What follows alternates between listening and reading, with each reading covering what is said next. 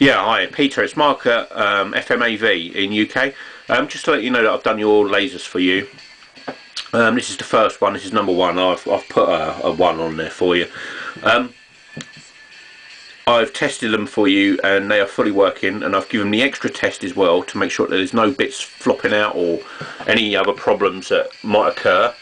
I don't know what actually happened to your last one. That's a bit sort of strange that, you know, it worked and then you had to do something, and I don't know, you had to put something back in or whatever it was. But this is 100% working now, without any errors.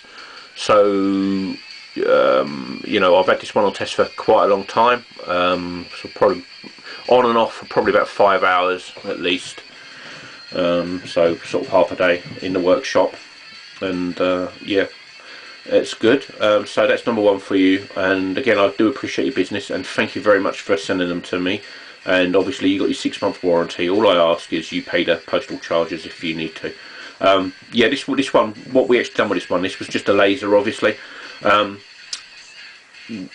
laser that was in this is the newer type Mark III's with a plug on the back, and yeah, we've had hundreds of them in, and we've done the repairs on them for a reason unknown that they do not last long.